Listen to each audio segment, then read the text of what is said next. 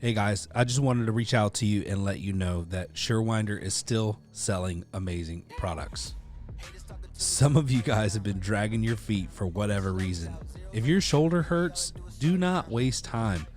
Pull the trigger.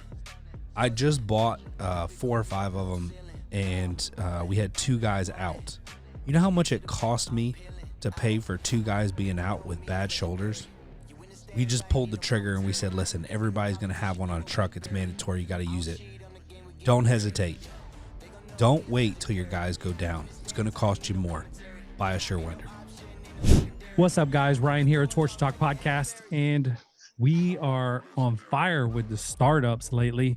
But before we get into talking about a startup, I want to do a couple announcements. Yes, I know you can fast forward if you want, but before you do, these are important updates that I think you're going to like.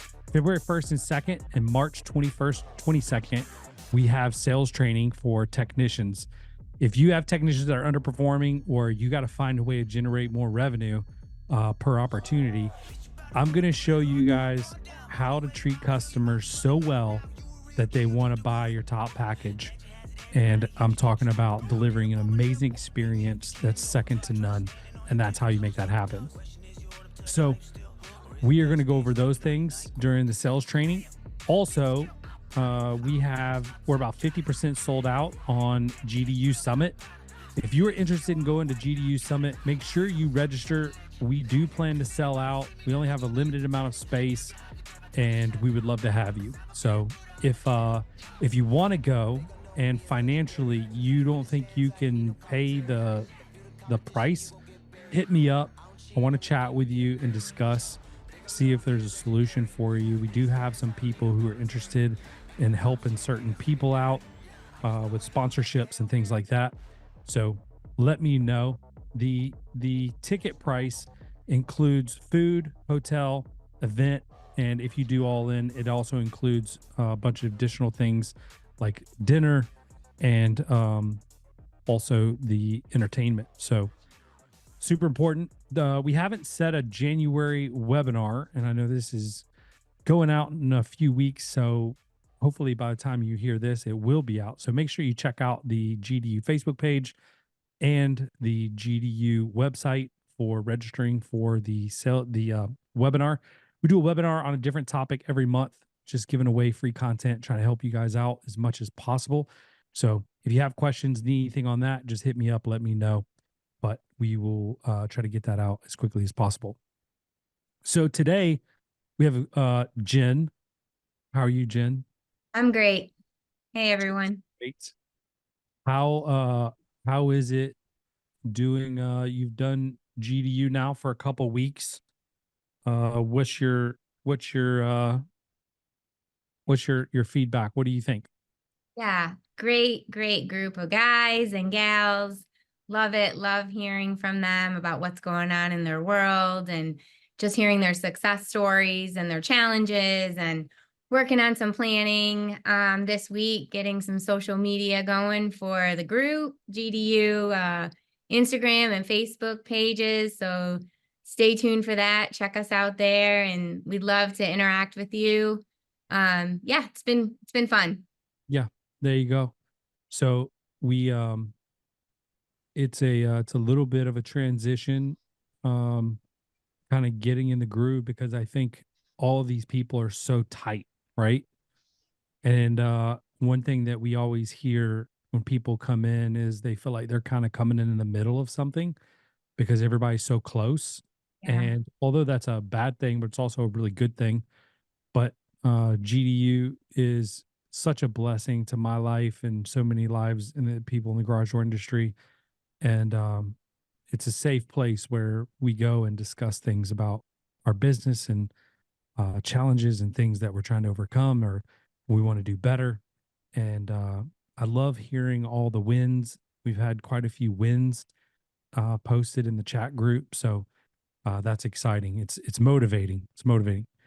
Yeah. So today, our guest, Jen's our co-host, but our guest today is a gentleman who reached out to me recently. And this happens occasionally where people are like, hey, looking for information, just trying to build a network. And chat, talk. And I'm on this whole startup thing right now where I really am passionate about helping startup businesses, and that's always been my passion. But this gentleman is smart, hungry, wants to learn, and made a statement to me that there's just a lack of information out there, and not many people in the garage door industry are willing to help other people in the garage door industry. He's had met a lot of resistance locally, and so he reached out to me. He's in Chattanooga, Tennessee. I'm in Atlanta, which is probably about, I don't know, an hour apart, roughly. And so we got to chatting. I thought he was a smart guy and has a good thing going. So I just wanted to reach out to him and say, hey, have you would you think about coming on the podcast and us just discussing things, because he had some great questions, but also I love the story of how people start their businesses. So uh Roberto, how are you, sir?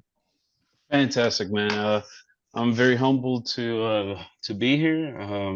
I think I could get a lot of knowledge from you, and I think I called every single place from Kentucky down to Florida, uh, one business at a time, trying to get information, try to network, and I called you guys. I was looking for Aaron because I figured Aaron Overhead Doors, he owns it. Let me talk to him. And then whoever I spoke with on the phone, sadly I can't remember their name. I think it was Lily. They were awesome. They were awesome. They said, "Hey, so Ryan, he owns the company, and this is all the information that's already been pushed out. Start here." I've been eating up the podcast like nobody's business. Nice. Started checking into GDU, and it after months of doing a lot of homework, a lot of answers have been answered, and a lot of questions have been answered. So Yeah, thank you for that. that's good. I love your hunger. The idea that you were willing to pick up the phone and call a bunch of garage door guys and try to network and bounce ideas and learn just is it's really cool to hear. Like you don't see that very much these days, you know? And so Mm. I'm an open book, and I don't do everything right, and I, go through highs and lows, but at the same time I'm always willing to help whenever I can. So I called you back and we had some good conversation about business and information, um I try to make myself available as much as possible. But I was just intrigued by you, like your hunger and excitement for what you're doing. So tell us a little bit about how you got in the garage door industry. Um, I believe the first time I had an install, I was 13 years old. My dad was, or still is, a handyman. He wanted to learn the business and get into the industry, add that to his knowledge, to his toolbox. So he ended up working for free for 2 months installing garage doors. Now, this is something where obviously they took advantage of him. You know, no one should work for free, but he he worked for 2 months with a big company in Houston, Texas, and started taking me. There was no such thing as holidays. Sundays was, hey, we're gonna go finish up the doors I couldn't do on Friday. And so at 13 years old, I was installing everything from Wayne Dalton 9100s to, and this is Houston, Texas. So everything is absolutely wind loads and heavy duty stuff.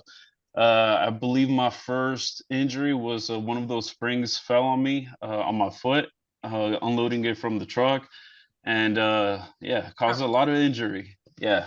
After that, he introduced me to steel toe boots, but yeah, Little that's late. how it all started. That's awesome. Um, And then where did you go from there? After that, basically, I was 13. After he learned, he started just doing garage doors mainly. But I went back to school. I was focusing on that. I went to the university in Keene, Texas, and became a firefighter paramedic. And then found out real quick that it doesn't pay the bills. And something happened, and we'll get to that someday. But there were some controversial issues with the police department over there, and being a college student, I had to make the wisest decision. So I decided to get into construction, which is what I knew. And been there, hopped around, did a couple of different jobs. But it wasn't until I met my wife that I realized, time to settle down, time to choose something and focus on one thing, and do something that I could pass on to our family, to our kids. And yeah, basically 3 years ago, we chose to start up the company in Florida, and basically went on my own. Now, my dad, he's a handyman. He could do absolutely everything in a house, which is very hard to market. What I could see is that, we have 2, 3 storage unit size garages full of materials, full of tools.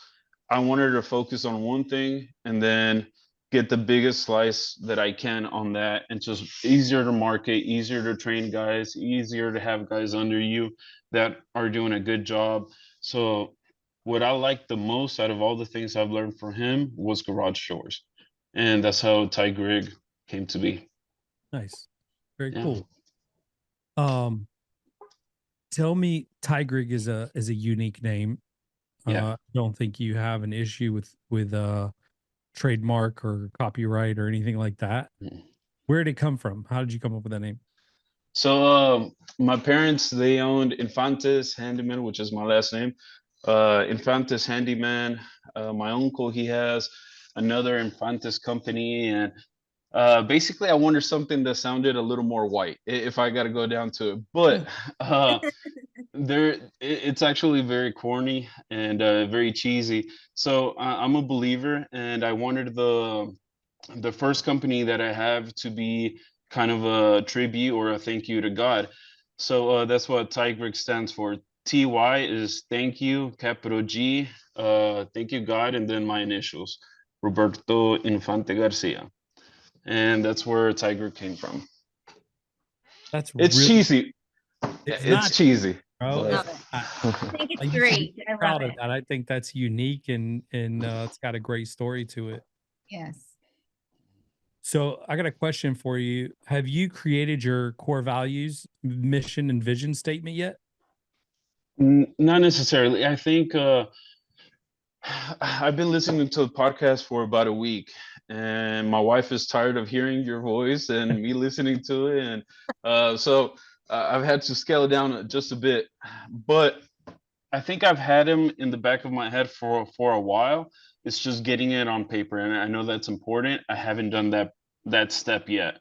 Yeah. I've seen what other companies around me do, and I know kind of what I don't want to do, and that's kind of driving, where's the company going to focus on?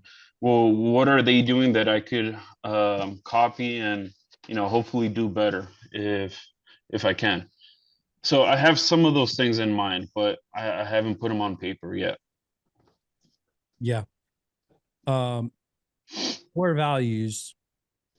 I like the exercise of doing core values.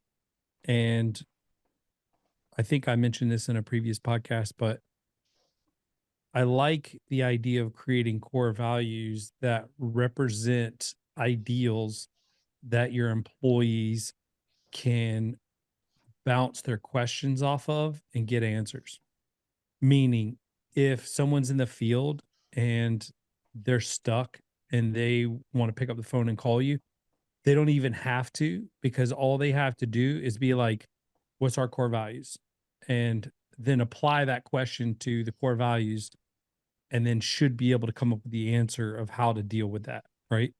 Mm-hmm. So, and then we live and breathe the core values of our company. And that's where, like, I've done a lot of things wrong, bro. And that's probably one of them. Is we've created core values, but we didn't make them a big enough deal, you know? And there's been times where we have hired based on core values and we have fired based on core values, but there like a lot of decisions were made without our core values in mind as well. And we've changed our core values. So they've evolved over the years. We started out with I think it was like 4 or 5, maybe it was 5 or 6 core values. And then we went to GDU Summit 22, I think it was. And we had a guy teach about these things, and core values was a big topic. And he taught that he asked everybody in the room, he was like, "What's your core values?" And even the business owners struggled to remember their core values. Why? Right? Number one, Mm, because there's so many of them. Number two, they don't live, breathe, and sleep them. They don't eat them. You know, it's not part of their DNA. And when it's not part of your DNA, how can your team get behind those core values as well, right? So, um, with that, we realized that, you know, hey, we have too many, and we're not ourselves as leaders eating, breathing, sleeping, you know, all of that, living the core values. So we dropped it down to 3, so it'd be easy for everybody to remember.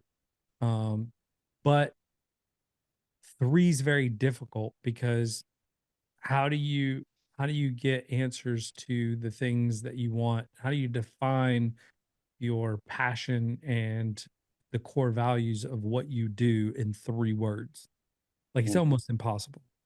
So, mm, um, I'm thinking about going back to like an 8 or 10 core value, but this time, like printing it out for everybody, giving everybody 2 or 3 little postcards with it on there.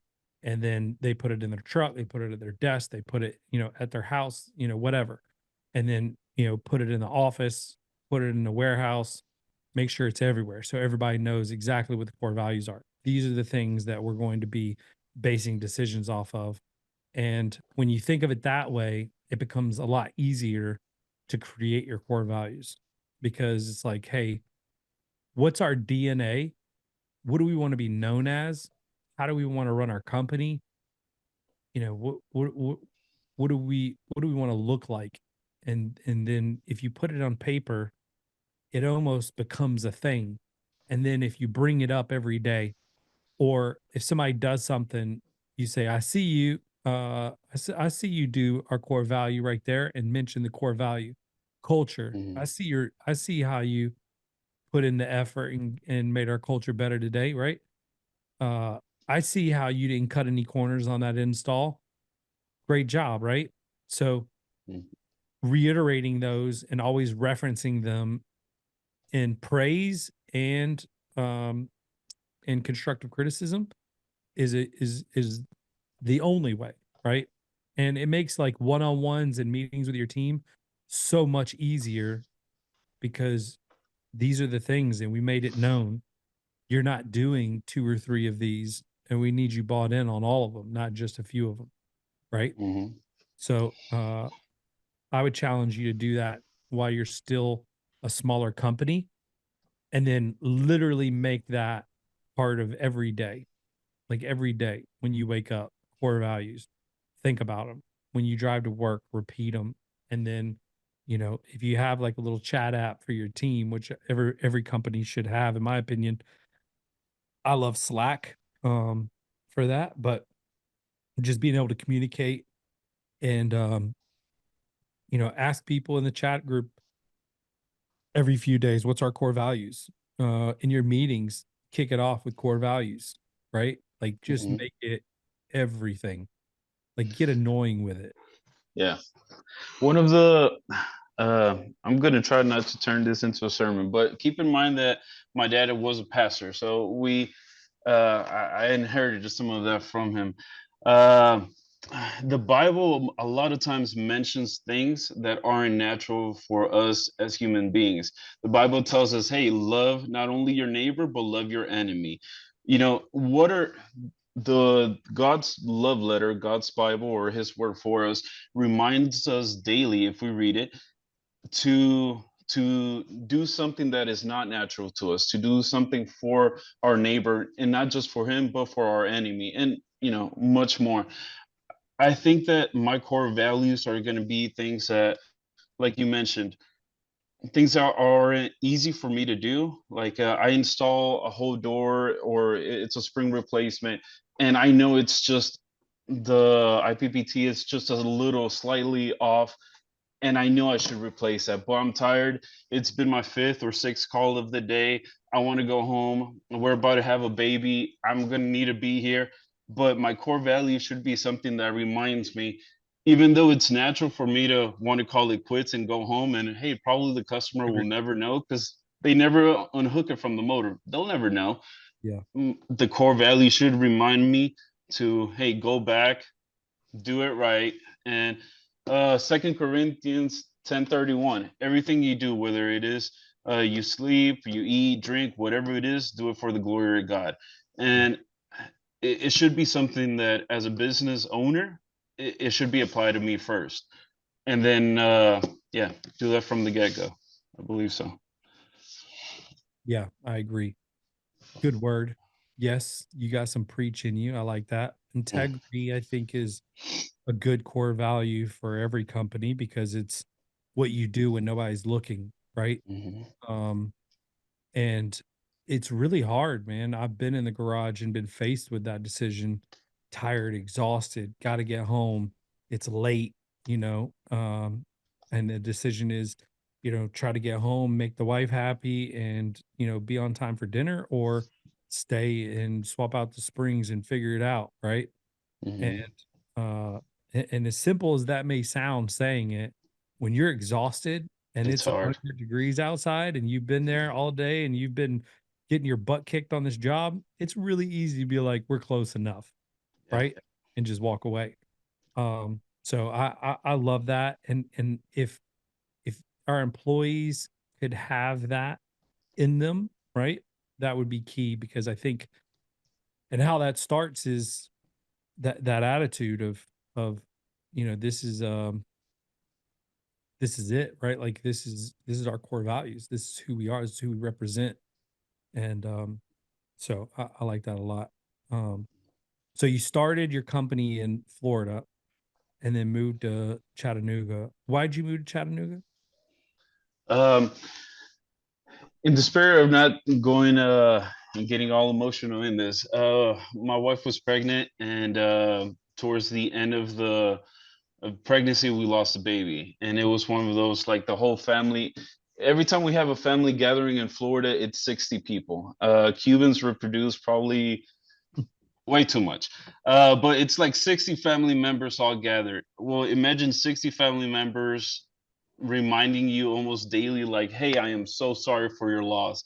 I Yeah. mean, that's great, but we had to get out of there. Yeah. And we came up here because there's a ministry headquarters here in I'm in McDonald, just east of Chattanooga.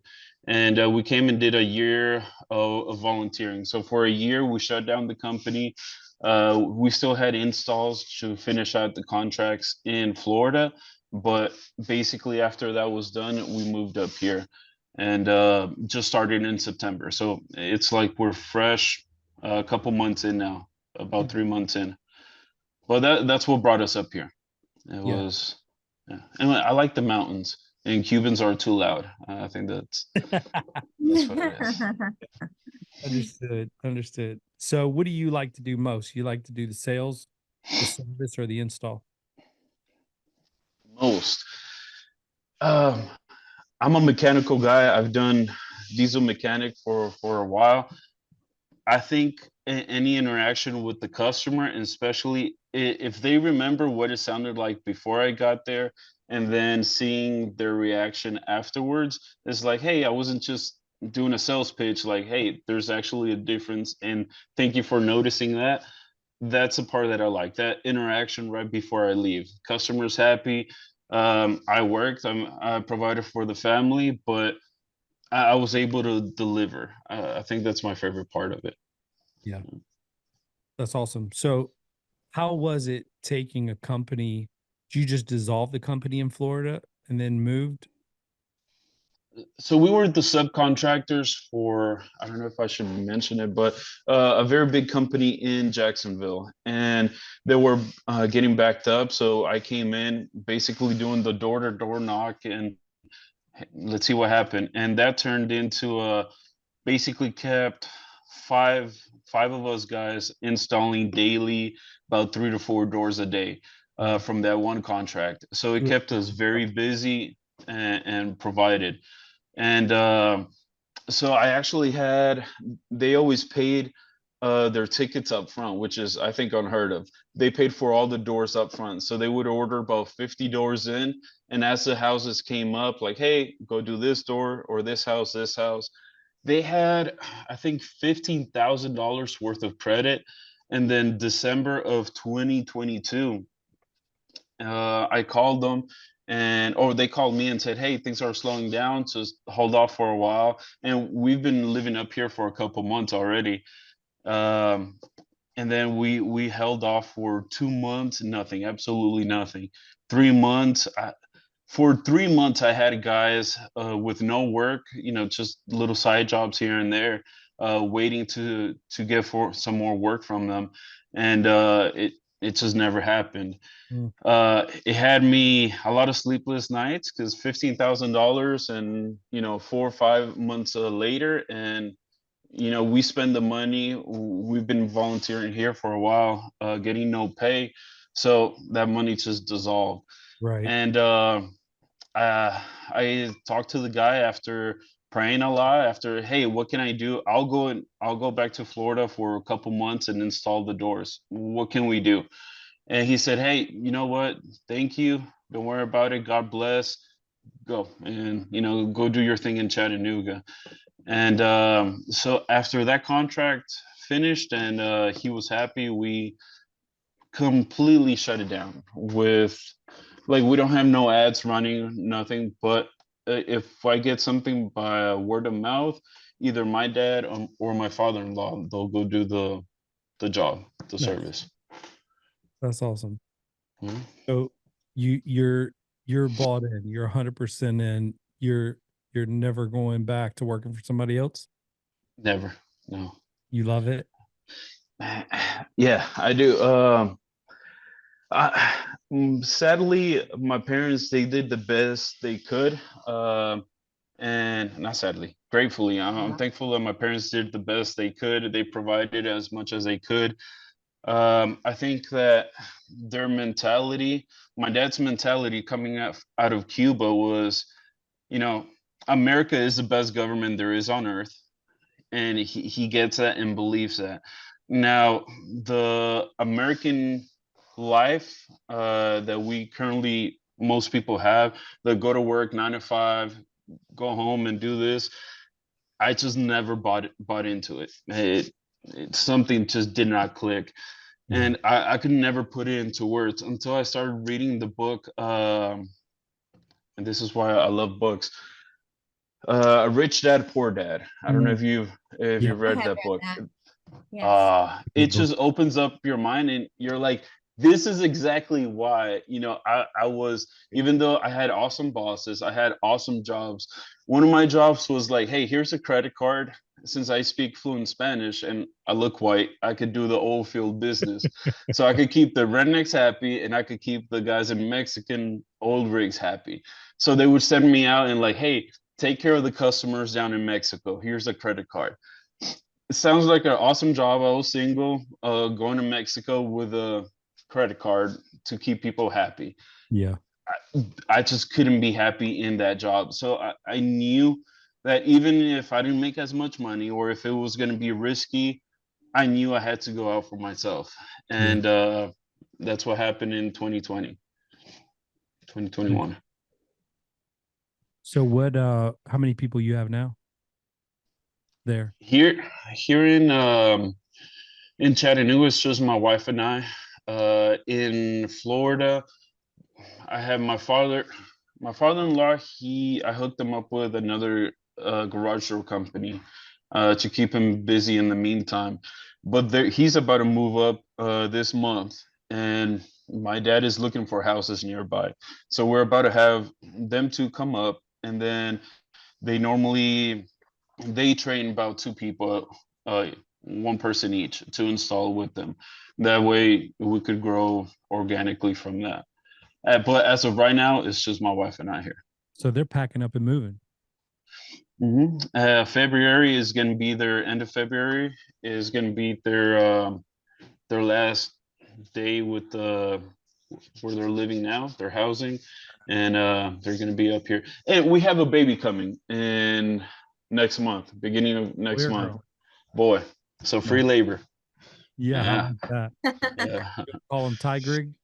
Oh, I was thinking about it, but my wife, she frowned upon it. So Benjamin. I Yeah, like that. That's a good Right. name. yeah. So, Yeah. So you hit me uh, up and had asked if you could ask me some questions. yeah, So you had some questions prepared. So fire away. Let's I don't get to answer too many questions on the podcast, but let's do I'll it. give it my best shot. Alrighty. So a lot of the companies I've called, I've had to specially reach out to people outside of my area because they don't want to talk to competition. I get it, and that's not everyone, but most of the people I reached out to. So outside of my area, I contacted a gentleman, let's call him Bob, and Bob said like, "Hey, this is how I run my company, and from the companies I've seen, you can never do both service and new building installs successfully. Uh, Companies that try to tackle both of them at the same time tend not to do well. My question is, and he couldn't really go into it, but or explain it sufficient for me. Why is that? And do you share that belief? Can you do the residential services and new construction and be successful at it? Or what would be some of the red flags to watch out for? Yeah, I think yeah, it's definitely possible. I think it's depends if you're using the same guys. Historically here in Atlanta, like not all, I don't want to talk in generals, but there's a lot of guys who do new construction installs that like hate or struggle with retrofit, and you put them in a retrofit situation and they literally fall apart. I've seen it happen. So the idea of diagnosing for those guys is very difficult. They like to go into a clean garage with a perfect opening, install the door, and go home. So they're probably not the best fit for that solution, right? On the flip side of that, you have um if you have staff that are separate, some people installing doors and some people doing service, then it becomes an operational thing because the flows are very different, right? So you, I mean, I don't think that it's impossible. I don't know too many that do it well, so it is a good point, right? I think Bob, whatever his name is, brought up a really valid concern or topic because I do know quite a few companies that do residential new construction as their primary core business, but don't do service very well. And so the reason I'm looking into doing both, because I'm one of those people that I want to do both of them, and is that for me, growing up in the Hispanic community, I know there's a lot of Hispanics personally that I know, either family members or friends, that are hardworking, very dedicated, and would not only go the extra mile, but do that trip several times just to, please their employer. And sadly, because of the language barrier, they can't get good paying jobs, and the jobs they do get absolutely kill them. And one of the things that I notice is that it's very, very difficult to send someone that doesn't speak a word of English or very broken English to do a service call. It doesn't give the company a good image, and you have to be careful with that. However, in new construction, you could have your Ranchera music in the back, and although you want to be professional also, but they don't have that barrier. If anything happens, if the super needs something, they normally call me, and we could squash it real quick, get whatever issues taken care of. But my thing was that I love service. I love going in and talking to the customer. Some of the guys that I want to bring on and hire on, they can't do that. So to keep work to them and to be able to provide that to them, I need to look into um, new construction. And also during December, January, it slows down a lot, at least from what I've seen in the service side. Nobody wants to spend money on garage doors. Everyone's thinking presents, holidays, being with the family. Normally, what I've seen is that new constructions, even though it slows down also, but you can still keep your guys busy and, you know, allowing them to keep food on the table, especially during those months. So Yeah. that's why I don't want to put all my eggs in one basket, but then also I don't want to spread myself too thin and get into two completely different worlds where I fail in both. Chinese proverb says, "He who chases two rabbits catches none." So, I want to stay focused, but diversify. Yeah. Yeah. I understand that. That's good, bro. What's the next? Um, I probably didn't crush that answer, but it's okay. no. Uh, I'm not I sure I'm the think, person to ask that one, but yeah. So, are you guys doing any new buildings? we do some, but it's mostly super high end, Okay. like $1 million up homes. Yeah. That's something that I've seen here. It's much nicer sitting down with that builder that does the high-end homes, the custom homes. Like, one of the best purchases I've ever made was this thing right here, a tablet. Mhm. There's a program in here. I could go take a picture of the whole house and showcase what each door would look like with their colors, with all that. I think that brought up the game a lot. And with the new builders, with those custom builders, I think that's been paying off the most because they don't go just for the AMR 1000. Then they're like, hey, let's check out. Yeah, I know you have these, but let's go look at the other side of the spectrum. And it's been pretty awesome. But Good. So um, what's your next question? all right, 5 things that someone like myself should have down before growing the company, before I hire anybody else, since it's basically still me working at the company. What are the top 5 things that I should make sure to have before bringing anyone on? One would be, I guess, like the core values that we spoke about. I think so. Yeah, that would probably be the first thing. I think. Yeah, 100%. What's something else that you know, coming from someone that's a service person to being a business owner, what are some things that I should focus on? Like, for me, it was accounting. I've never done accounting. I was a paycheck to paycheck kind of person. I have this money in my bank. I could go spend it. Yeah. Thanks to books and to my wife and listening to her wisdom, um, we're changing that a bit. But is there any pointers that you would give to someone before they take that step in the next couple months? What are things that they should establish in their company before bringing anyone else on? Yeah, that's good. So they have a company, they're a one-man person and they want to bring on their first employee, right? Mhm. So the first thing we established was core values. I think you establish and we'll just wrap everything into that. Do core values, mission statement, vision statement. It's so much easier to recruit new people if they understand the vision and mission of the company and your core values. Like that is so much easier for you to recruit and hire and get people excited about coming to work for you. So that's number one. Number two, I would say this is like the most boring and against everything that I would probably say normally, but I would do a handbook. Oop, forget the balloons. So Zoom has this new feature that like hand gestures give like emojis. So you can do a heart Okay. and it'll do Oh, little, look at that. or you can I'm do gonna screenshot this. Come on, Ryan. little fireworks. Awesome. So anyway, hey guys, I found something that changed my business and I want to share it with you. We've created packages that have included some of the best products in our industry to offer our service customers. The heart of that package is Stealth Hardware Kit. Stealth Hardware is the quietest hinges on the market. I challenge you to buy at least one of these, test it for yourself.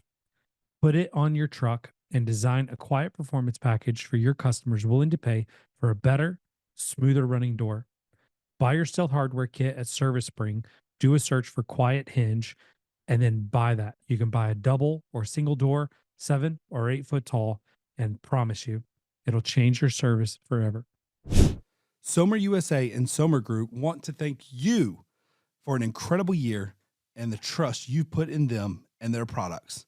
As you know, Somer places high value on relationships, education, customer service, innovation, and professionalism. And they are grateful to you for your part in the fostering and dissemination of these values.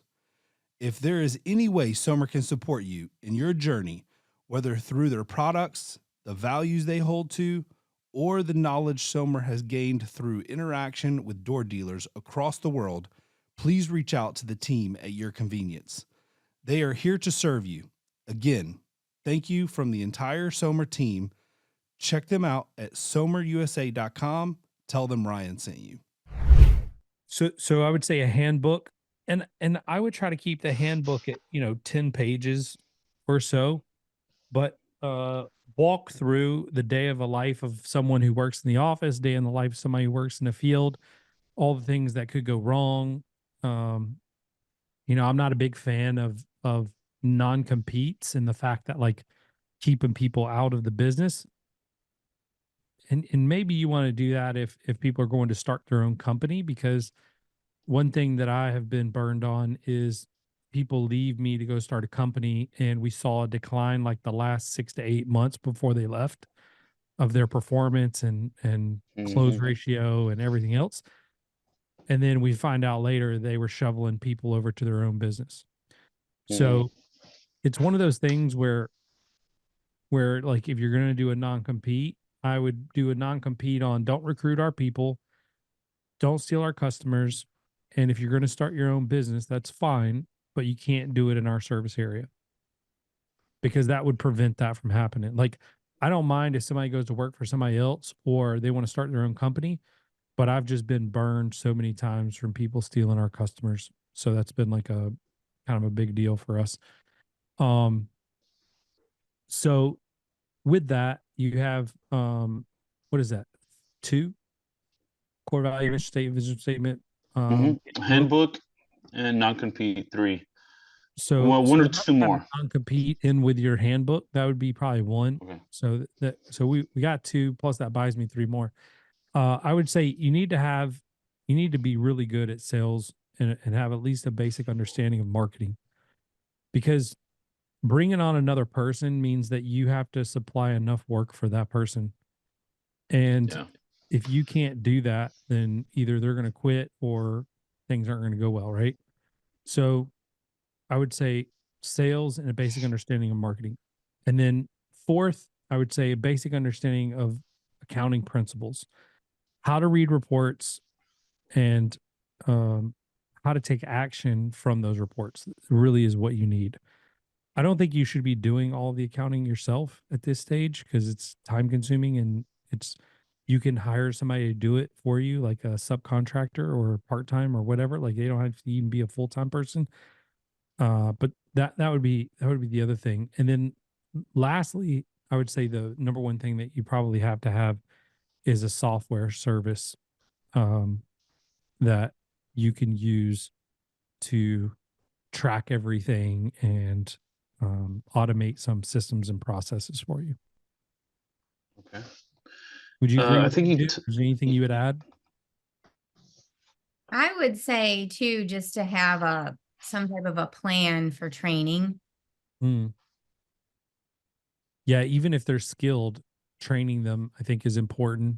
Like, I can tell you, I haven't done this in a while, and I probably need to, but I used to pull new hires into the conference room and do like a brainwashing session, I guess it's kind of like what it's called, but it's basically me telling my story about how I got to where I am today, and sharing it all, right? Like going way back. And then talking about how I started a garage door company and how we got to where we're at. So all of those things I think are important, because it helps people buy into what you're trying to accomplish. And if people understand where you came from, it's easier for them to appreciate where you're at. It's easy for people to come into my business and be like, oh, wow, he's got a big building and all these trucks and he's probably crushing it. But quite honestly, like we're not crushing it. We want to be crushing it. And yes, we got a lot of revenue, but if you compare that to my marketing agency, then no, we're not crushing it, right? So we got a lot of work to do. And and it's way more difficult running two businesses. You made a statement earlier, like it's hard to be great at one thing, but it's even harder to be good at two things. And I do like three or four, and I can relate to that, right? And sometimes it feels like everything's going great and I'm on top of the world. And then like when times are bad, it feels like I'm getting crushed, right? And so you have these high highs and these low lows that I talk about a lot. And I think trying your best to have balance in your emotions, especially as a startup, you're going to go through tough times. There's going to be cash flow times where it's tight. You're going to have times where things are really good. But just doing things the right way and those five things and what Jen said, I think is valuable as well. I think the whole mentality behind the rich dad poor dad, which I'm still going through the book, but it's basically he's saying that there's a carrot. A lot of people are like the donkeys with the carrot in front of them. They're just chasing something without knowing exactly what they're doing or knowing where they want to go. I think it's one of the things I'm saying now is that I want to wake up everyone around me and like, hey, you fell into the trap. You're in the system. You wake up, get out of it. But not everyone is meant to, I think, have their own company. Not everyone is meant to go out and take risks like they do.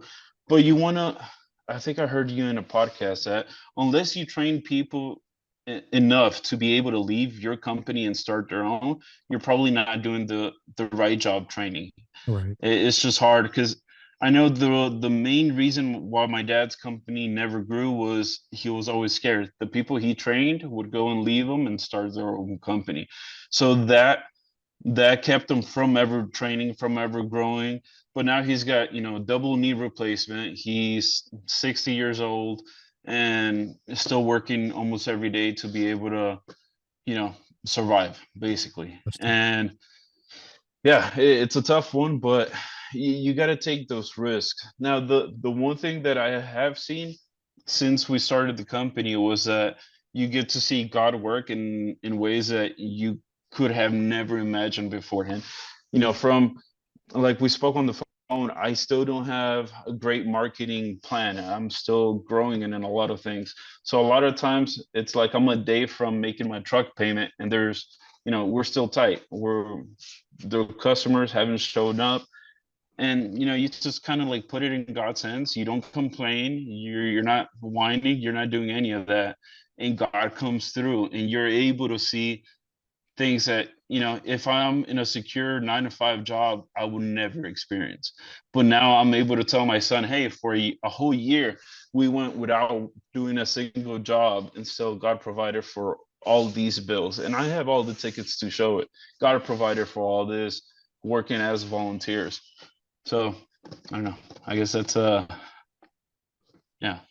how I feel about that. Yeah, good, bro. uh, You got any other questions? Or is that it? I do. Man, I don't know why you got me on this podcast, so I won't let you go now. All right. So Angie's List, Yelp, Home Advisor. For a startup company, how much should we lean on that? How much time and money should we spend on lead generating companies like those? Yeah. So in the beginning, I leaned heavily on those because it's naturally a good decision because you can exchange, it's a transaction, right? You exchange money for an opportunity. And if you have a really good sales process and follow-up process, then you should do well with that, right? So I think the key to that is you got to build your reviews, right?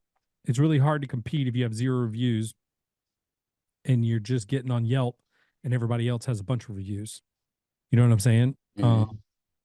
I loved Home Advisor back in the day. until, you had a bunch of guys start their businesses, and then it was a game for them. Like they almost would do the jobs for free to get the customer. And so they just kind of drove it in the ground. But what you have is you have a competitive situation, and as long as you have a strong sales process and the ability to close these jobs, it should work well. Um, even it has its purpose, even if um, you want to pick and choose what you get from it, right? So, like, maybe you just do new doors, or maybe you just do service, whatever you think your strength is, and whatever you think you can compete on. But you gotta remember, like, you're going into the aquarium full of sharks, right? And it's you versus five other companies that are sending the lead to. So it's just it's a process, and you don't want to live there forever. But there's times where I turn it on, and there's times where I turn it off, and I use it as needed. So you just got to figure out how you want to handle that. Um, but I think it's got its place. I think it's great for startups, and especially if you can get to people on the phone quicker than everybody else. Like, as soon as that lead comes in, you call them. I have some beef with Home Advisor. When we left Florida, I put it on pause, but apparently the pause only maximum lasts for I think 30 or maybe 90 days. Like So 30. it was generating leads, even though I thought it wasn't. So I have a huge, like, couple $1,000 bill from leads I never even acted on, but since it automatically came on, so I'm still trying to work that out with them, and I'll probably hop on and get to that now. But Yeah, I yeah, think we did negotiate. have that issue. I think negotiating some sort of deal on that would be Yeah, fair. It's not like they didn't get any money from those leads. They sent them to three or four other people. So, I mean, they somebody got money, closed. and it Yeah. was an honest mistake. And I think situations like that, most companies are willing to work with people. And so if you offer them, 50 cents on the dollar or something like that, pay it in full and just knock Yeah. it out. That might be a good solution for that. I've been listening, and we've talked about such and such media. But I know, like myself, and there's some other people that don't have the budget Hmm. to be able to do full blown marketing. Yeah. For people like that, and I'm including myself in that, what are some of the things that we can do as business owners that are starting up? Where, if it means learning how to do video edits and posting our own Facebook and I don't know, maybe not TikTok, but Facebook posts and Yeah. Instagram posts. What are some things that we could do that we don't have to pay for marketing company, but you would see some results? Yeah. I mean, you got social medias, right? Like an obvious one. But what do you put on social media? And I think that is the key to the whole thing. I think what we have to do, especially in a startup phase, even as we get bigger, you have a more advantage, is stop looking at yourself as a garage door technician and start looking at yourself as a content creator. And then every opportunity you have, create content and then put it out there. And you want to post it on Nextdoor, you want to post it on Facebook, like be a mass distributor of content and post like 4 or 5 times a day on all the different platforms, and understand the platforms enough to know what solutions go where, right? Okay. um we did, when we first started, we did a thumbs up campaign, and people loved it, right? Like, we would go do a repair, and then after we were done, we do a selfie in front of the garage with us and the customer, and everybody's doing Mhm. thumbs up, and then we'd post all those pictures on our website. So I had all these pictures of like happy customers, thumbs up. And imagine, like, if you're running an AdWord campaign or whatever, and you drop them on a landing page, and that page has reviews and all the information and a bunch of pictures of happy customers giving thumbs up in front of the garage with the owner of the company. Like, how powerful is Mhm. that, right? So Yeah. I'm a big fan of doing things like that, creating video content. It doesn't have to be perfect. I know my cousin, you're going to hear this podcast come out on Tuesday. John, he started his company, and he's what, 5 months old, Jen? Is that what he said? Yeah. Five, maybe six. He's like 5 or 6 months old, but he's been doing reels on Instagram and crushing it. Absolutely crushing it. Totally free. Now he is spending some money to boost some of the videos and stuff like that, but it's minimal. Like he's not even spending a lot doing it, right? So little things like that I think go a long way. One of my friends here, he does kitchen optimization basically for the drawers and all that. And just for Christmas, which is their slow period, they boosted it from $300 a week to $1,000 a week. And he's like, I can't even take on all the work that I've gotten. Just one customer, $15,000, basically paid it off for months in advance. And it's just, I know it works. It's just, I wish I'm gonna hop on that now. And I already bought me a tripod. We're gonna start recording and doing stuff. But I wish I would have known earlier. What's out You know. there? I think Yeah. that's the biggest challenge is people are afraid like to get started, and that's the most challenging part is we don't do it. Like, are you familiar with Gary V? Mm-mm. No. Can say I am. Gary Gary V. V's like an influencer, right? He's a hardcore entrepreneur, and his name's Gary Vaynerchuk, but everybody calls him Gary V. Serial entrepreneur, chairman of VaynerX, CEO of VaynerMedia, CEO of VFriends, and 5X New York Times bestselling author. And like he just came on the scene like, I don't know, 8 years ago. He was working in his dad's like liquor store, selling wine. And he started a YouTube channel and started doing like wine reviews. And he said that like it took him like 520 videos on YouTube before things started kicking off. And then everybody started watching, liking, and commenting. But he was consistent with it, same time every week doing the videos. So you know what I did? I was like, man, what a great story. But I wonder I wonder what his video looked like at the very beginning. Um, Gary V first wine video. And so it's right here, 2006. I'm going to play it. You guys tell me if you can hear it. But I just want to do this real quick cuz I think this is cool. Let's see. Let's share my screen. If you're on YouTube, you can watch this. If not, you can hear it. Can you hear it? Hello, everyone, and welcome to the first episode of Wine Library TV. I am Gary Vaynerchuk, Director of Operations here at Wine Library at winelibrary.com, and I am very proud to launch what we think is the first video wine blog. We've been talking about doing a blog here at Wine Library for a long time. You hear that? We've been thinking about doing here at Wine Library a video blog for a long time. Like I'm very curious how long, but I'm going to play this a little bit longer. We just realized that we had too much text out there between the website and pounding you with 4 or 5 emails a day. I know we are. It just became something that we thought a blog would just be another layer that you maybe didn't need.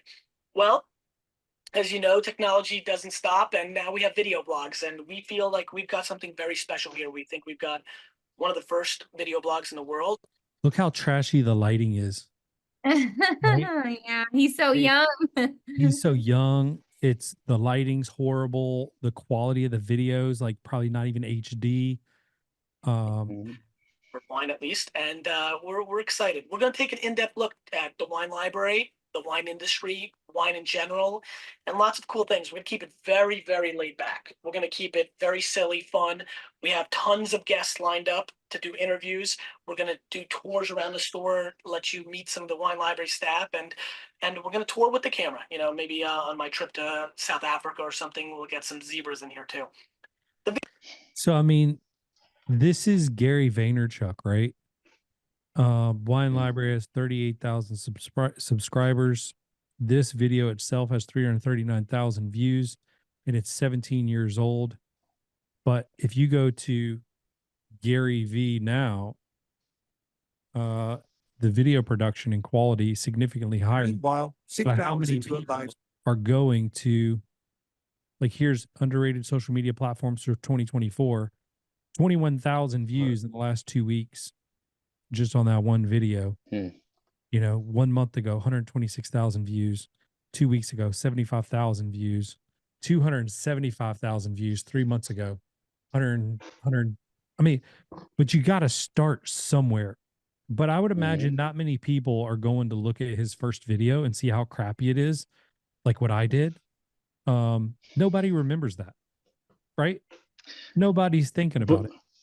But look at the mentality he had from day one is, hey, this has been going on for a while and I'm going to start it. Number two is it's going to grow to the point that we're going to go to Africa and have zebras in the background. So from the very get-go, it's not only just starting, it's starting with that vision that we were talking about at the beginning. Exactly. Yeah. Yeah. And I think that's important, right? And that's video is going to be a major part of what we do at Aaron Overhead Doors this year. Like, we're filming every week. And then I challenged my team to be content. Like, I want my team to be content creators. We have such a good opportunity to get video and audio files from our customers. And I'm willing to pay them to get me photos and videos and audio files and whatever I need so that we can put it on social media. So that's the main thing right now is like, we just want to build so much content that we try to make it interesting enough to where people don't want to leave, but try to post enough to where people see it, because the algorithms hide so much. And if you make a post, like 20% of your audience is going to see it, maybe. Right. And then if you have a really good one, maybe you boost it. And that's, I think that's just the direction that we're going in. Obviously to each their own. Right. But, I just believe YouTube's a great platform. I believe that Instagram and Facebook are a great platform, and Instagram's great for people outside of your current audience because you can use hashtags and things like that.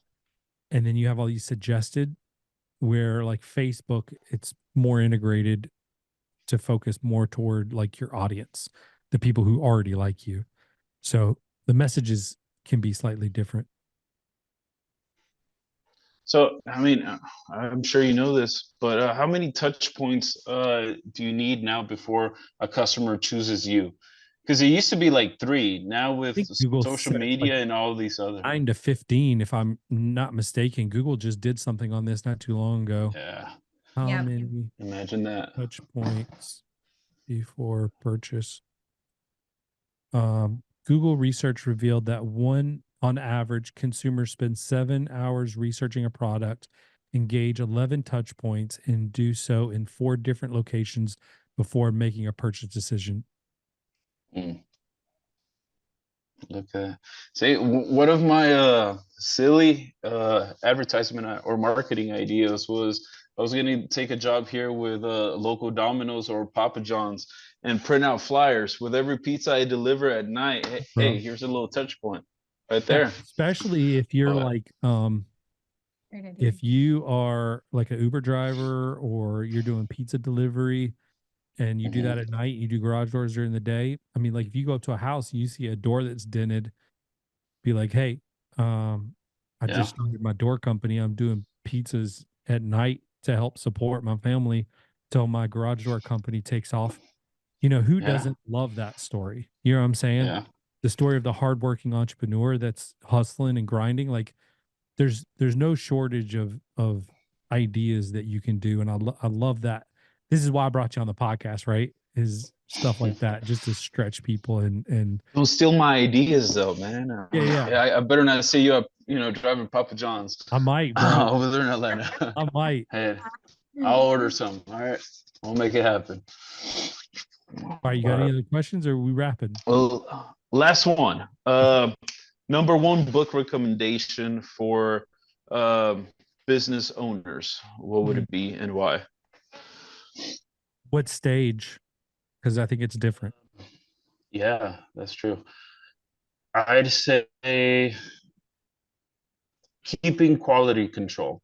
When you're trying to make that culture, and I believe a culture is very closely tied to what's your employees going to be, how they're going to be treating, the customers. So that quality control. So that point where you're trying to grow, you're already growing, and you're trying to keep that. It's blurring it out. Let me Blurring it. blur off real quick. Hang on. Let's see. Take the blur off. Okay. I love this. Oh, Zappos. Okay, which I've been meaning to look into that. Yep. And the power of wow. And we're going to Zappos at GDU Summit. I basically rented the place out for a day, and Yeah. we're going to do a tour. We're going to learn all about their culture, how they do business. They do crazy stuff. Like after people are done with training, they offer them like $3,000 to leave. If people quit and take the money, they feel like they saved money because they didn't have an employee that was unhappy or felt stuck. So they also told me that when I did the tour, this was a long time ago, that they most of their competitors in this space have a metrics of 4.5 minutes, get a customer on the phone, off the phone with a purchase in under 4 to 5 minutes. 4.5 minutes, I think, was the target. And they said that what they found was if they were on the phone with customers for more than 8 minutes, they had a better return rate for customers returning to make a second purchase. So imagine if you just adopted a metrics of 4.5%. What does that mean to you? And what does it mean when you don't challenge metrics, right? And you're trying to run on efficiency solely. I think that the main thing that we learn from that story is the guy who's trying to, or the company that's trying to run their business most efficient and spend the 4.5 minutes on and off the phone will always be looking for new customers, right? And this Zappos, who stays on the phone for an average of 8 minutes, has the best repeat and return customers of just about any business. It's because they invest in their time and effort and staff appropriately to spend time and engage with customers. In this book, they talk all about the stories of things that they do with that, giving away free shoes, or even the first chapter just comes out swinging, and I'm like almost crying about it because I tell people that I don't do this necessarily for the money. Like the money, I think is a nice reward, but I love the idea of making a difference in someone's life, like impacting it in a positive way. One that's not just an interaction where I did a garage door for them, but one that like leaves them feeling touched and changed and viewing life in a different perspective. And this book is full of stories about how Zappos did that. And I love it because it expands your mind on all the different ways you can do that. So I won't go into some of the stories because I already told some of them on the previous podcast, but definitely listen to the next few weeks or the previous couple weeks and read the book, The Power of Wow, and have your team read it, because delivering a wow experience means you have to go so far above and beyond or do something so moving that the customer's like, wow, I can't believe this. This is crazy. Like, you guys just delivered the best experience I've ever had. Okay, I'm gonna stay tuned. Now, if And my basically, wife kicks me out of the house, or yeah, I mean, like, remove limitations from anything that you could possibly think of, right? Like anywhere from charging for the product to maybe you can't solve their problem, but you figure out a way to make it happen through one of your competitors or whatever. Like, you become a problem solver, not so much like a transactional company. You become a problem solver. And I think that's so important.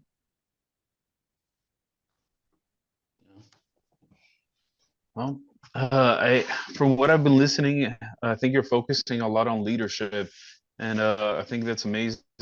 Um, I'm a avid reader from everything Jocko Willing to Wow. um, how Tim Extreme Ferriss ownership. does his Yeah. stuff. Oh yeah, I yeah, read extreme Extreme ownership. Ownership and Dichotomy of Leadership. What is it? Dichotomy Yeah, of Leadership, I think it is. dichotomy. Yep. And And then then I think there's another one um, where after you listen to enough podcasts of Jocko, anything you read from him, it's in that voice. yeah, for So yeah, yeah, yeah, it's that's there. true. Check out like once you have first couple people, I would say once you get two people, I would read Developing the Leader Within You 2.0. Okay. That's a John Maxwell book. He's a legend. And interestingly enough, right? Jocko,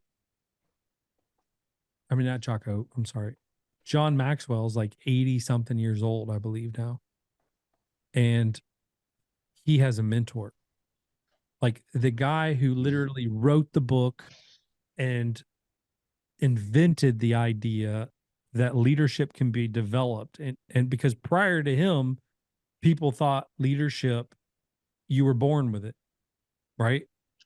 But that's not the case. Like you're not born with leadership. You don't come out of the womb and be like, I'm going to run a company. No, like you develop into that, right? Or I'm going to be a pastor or whatever. Like you may have a call on your life, but you're not born a leader. Like I think everybody's born a leader to a degree, but you're not born the leader that is expected of you down the road. You have to develop those skills. You have to train. You have to work. You have to. It's like working out your muscles and your brain. You have to develop it, and that's done through reading books, surrounding yourself with people who challenge you, and applying the things that you learn to your life, both personal and business. And I was shocked when he talked so much about his mentor when I was with him that he's 80 something years old and he's still investing into himself to become a better leader. And he wrote the book on leadership, but he's got a mentor. The Like that. humility it takes to do that. Yeah, Yeah. it's crazy. So It's all of these books. What I'm finding out is that everything from Jocko Willink, all of these books, they all take a chip or a little portion of the Bible and expand on it, or try to bring it up to date. But from the first thing, the first story that we see in the Bible, after Adam and Eve sinned, it was like, hey, my wife, the lady you gave me, she made me sin, and she said the snake you made me eat the apple. From the first day, everyone was trying to not take ownership. yeah, What does Jocko do? He reads, chapter 3 of Genesis and writes a whole book about it. yeah, And but I think all of those principles are in the Bible. I think most of those principles, God has called us to be the heads and not the tails. He has called us and empowered us through His Word to be those leaders and those lights in a dark world. But yeah, stubborn people like myself, I learn by mistakes, but yeah. For nonetheless, we're learning. one thing I tell you, like we talk about being leaders at home and at work. I this last year 2023 was a rude awakening for me. I realized that I was missing it in a lot of different ways, including leadership. And um in the last probably 90 days I've been working really hard to like fix a lot of those things, and damage has been done, right? Like it's definitely played a role in what we're going through. But I caught it, I think, early enough to where now we're coming out of it, or we will be coming out of it soon. So but when you take your eye off the ball, there's always almost a consequence to that, right? And I one thing that I realize is that I can invest a bunch in work and take a lot of pride into it, but like, what am I doing to lead my family? What am I doing to invest in my kids' lives? And I do walks in the mornings, and one morning I get a lot of inspiration going on my walks, and I was just praying, and it came to me, and like maybe it was God just giving me the idea, but I needed to set an alarm on my phone, and every night, like we pray as a family, and then it was, hey, we're struggling in some areas where we've made some bad decisions. My daughter, my son, myself, whatever. So on a walk, he's like, read Proverbs, and so we read Proverbs one chapter a night and then pray, and and it's amazing the impact that has as a leader in your household, taking a stand and being like, hey, we're going to start doing this, and by the way, we're going to set goals for each other as well, and really like taking control. I was talking to a friend of mine the other day, and he said, I took a back seat a little bit because my wife, she usually handles the children, and so I just took a back seat naturally because she was handling it. And I think that's so easy to fall into that trap, right? Of I'm not needed there. She's got it or he's got it. And so I'm trying to be present and proactive leader, because there's a big difference. There's leaders that are reactive, that love to solve problems and feel needed, which is very, very selfish and very driven, like self-driven. But a lot of times that comes from a good place in people's heart. They just don't realize how unhealthy it is. And then there's the proactive leader who's 3 or 4 steps ahead and constantly implementing the plan and holding people accountable. That's the good leader. That's the leader that we all want to be, right? But we don't even sometimes realize that we're not doing that. We think by being the reactive leader, solving problems that come up as they come up is a good leadership. And I disagree with that. I think if you equip your people, they should be able to fix the problems. You should be out front of all of them, trying to figure out what problems could come up and working on solutions before they even arise. And that's what I'm trying to do with my family. That's what I'm trying to do with my companies. And I if I share that and it impacts one person, to me, I think it's worth it. James, this is the last scripture I'll read today. James 1:2 says, "Consider it pure joy whenever you face trials or temptations of many kinds, because out of this, because you know that the testing of your faith produces perseverance, and if you let perseverance finish its work, you will become a mature and complete, not lacking anything. If any of you lack wisdom, you should ask God, who gives generously to all without finding fault, and it will be given unto you." So yeah, I see that I've already made a lot of mistakes, everything from leadership to, in the business to in the home. But, especially that last verse, God will give us wisdom if we ask for it. And he's not going to find a reason not to give it to you. He's not going to look at me and say, "Hey, Roberto, well, yesterday, instead of reading the Bible or praying, you were, I don't know, watching TikTok, or you were on Facebook, or hey, you chose this over me." Now, God, he's saying, if you ask for it, Jeremiah 29:13. That's my last one. If you seek me, you will find me when you search for me with all your heart. And that's it. I'll mute my mic, man. That's good. Roberto Infante with TyGrig Garage Doors, Chattanooga, Tennessee. Brother, thank you for coming on and spending some time with us. I know there's probably a million things you could be doing right now, like installing garage doors or selling doors or service, but you carved this time out to come on the podcast and share your story and ask some questions that might help our audience. And so greatly appreciate that. And thank you for coming on and helping us create some content. So if you're a startup out there, keep your head up. There's highs and lows. And so right now, I know a lot of people going through highs and lows. I know people are doing really well, and I know people that are struggling. So the key to this is stay focused, stay balanced, and focus on what's in your control and sell, sell, sell. I think that's the key. So lots of good information in this podcast. I think this is probably, we're crushing it right now on the podcast. I love the startups. We're working on a startup program right now that we hope to launch in the near future, specifically for people that are either wanting to start their company or are starting their company. And I hope to have that launch here in the next 4 or 5 months. So bear with me, but we're working on that behind the scenes. And if you want to come on the show and you're a startup, you're a new company, let's say a year or two old, I want to hear your story. I want you to come on and talk about some of the things that you would recommend that people avoid or do to help grow their company. With that, Jen, you got anything? That was really good. It was great to connect with you, Roberto. And wish you all the best. Thank you guys. There's absolutely only benefits from me, but thank you guys for taking the time. I think that you guys are the ones carving the time to put back into the industry, into the community. So there's a lot of people that appreciate it, and I'm definitely one of them. So thank you. Awesome. We hope to see you in GDU in the future. Yeah. And I'll say one thing before we bounce. I would like to say that I'll be praying for your baby. Thank you.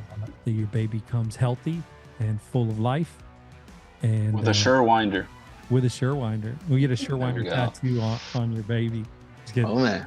And then I'll be praying healing because my wife and I both lost our middle child during pregnancy. And so I understand the pain that comes along with that. And so no matter how far away you get from that, it still hits home when you talk about it. So I can tell it chokes you up like it chokes me up.